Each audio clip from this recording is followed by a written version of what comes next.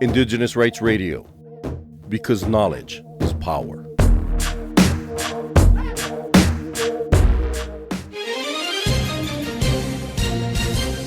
You are now listening to Cultural Survival's Global News Bulletin. Every month, Cultural Survival brings you the latest news impacting indigenous peoples across the globe.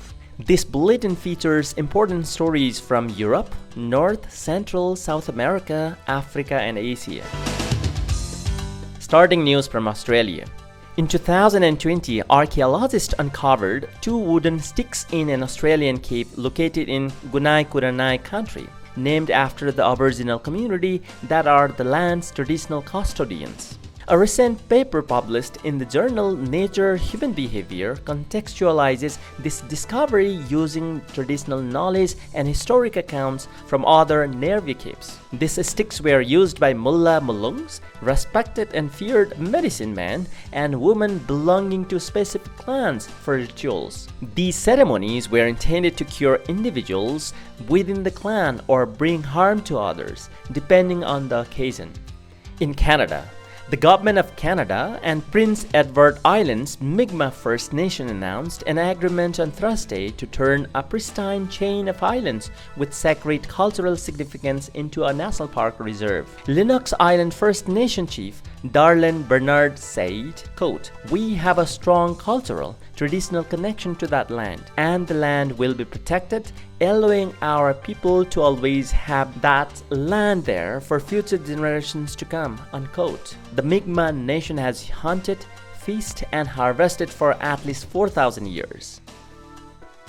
In Geneva, Dr. Valmin Toki, a law professor, has been appointed to a leading role at the United Nations to advance the rights of indigenous peoples. Her appointment as the chair of the expert mechanism on the rights of indigenous peoples was announced during the 17th session of the UN Expert Mechanism, a subsidiary of the Human Rights Council, with over 700 indigenous participants.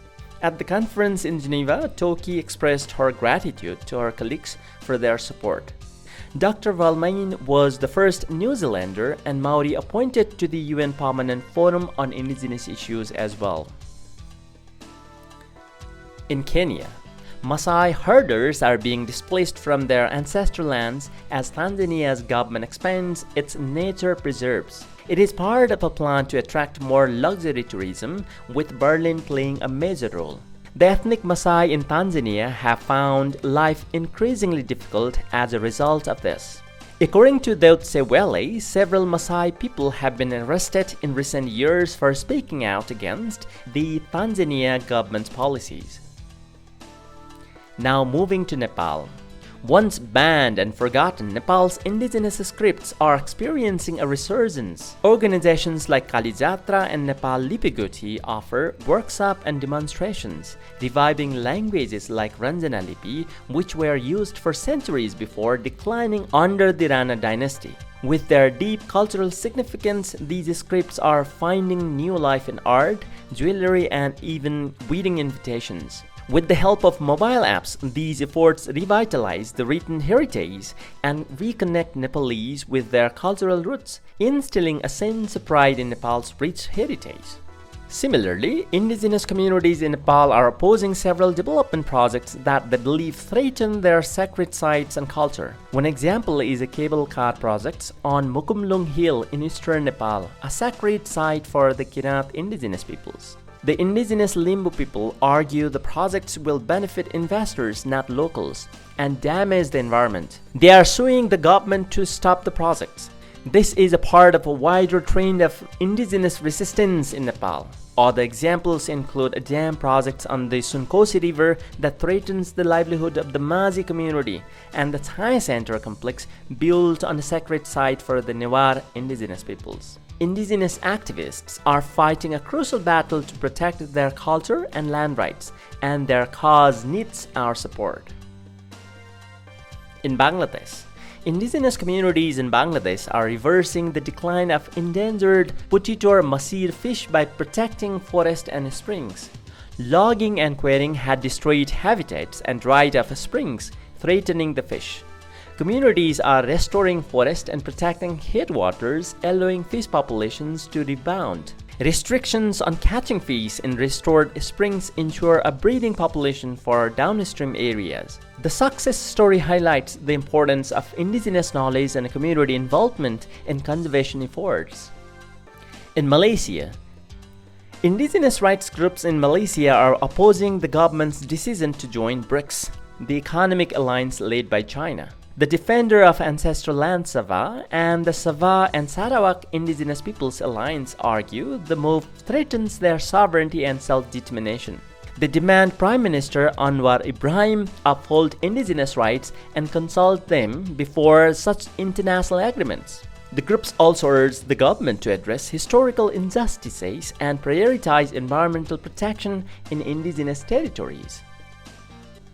In Mongolia is emerging as a conservation leader, crediting its success to return indigenous traditions. Elder Erzan Kamaganova highlights the importance of humanity's connections with the nature in protecting the vast Mongolian landscapes. 1/5 of Mongolia's land is now protected, including the Altai Mountains, Burgunsi Kundi, known for its ibex population.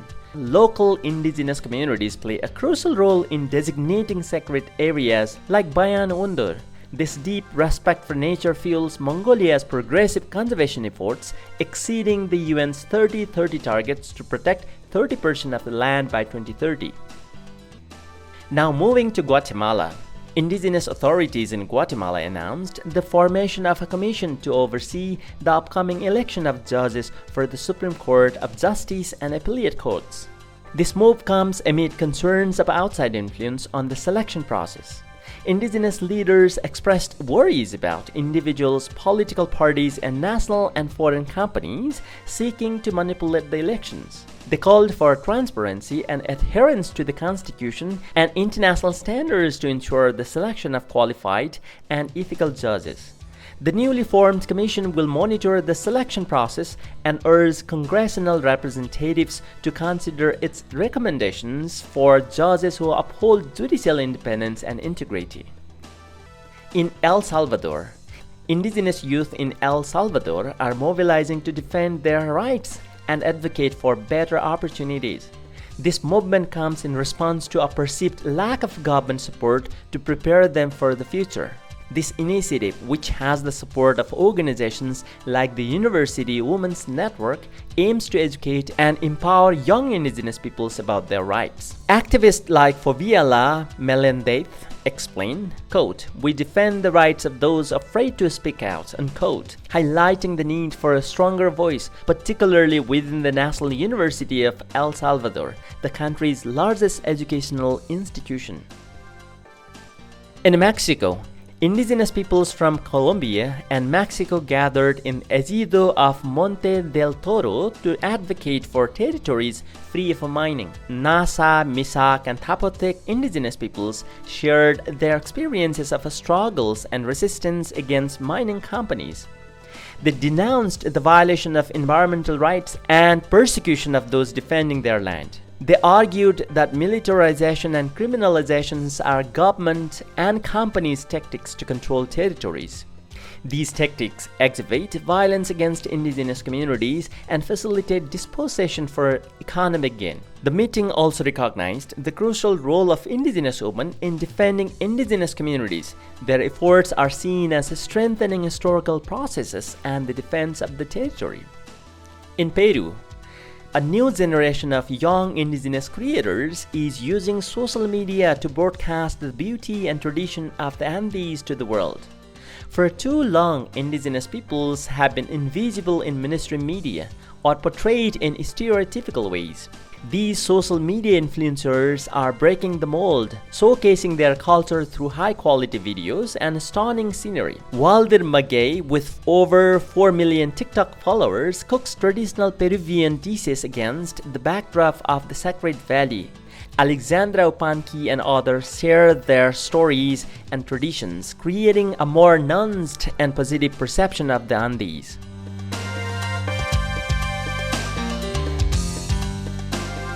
That is all for this edition of Cultural Survival's Global News Bulletin. Stay tuned for our next broadcast. For more information on the rights of indigenous peoples, visit ces.org and follow Cultural Survival on Facebook and Twitter.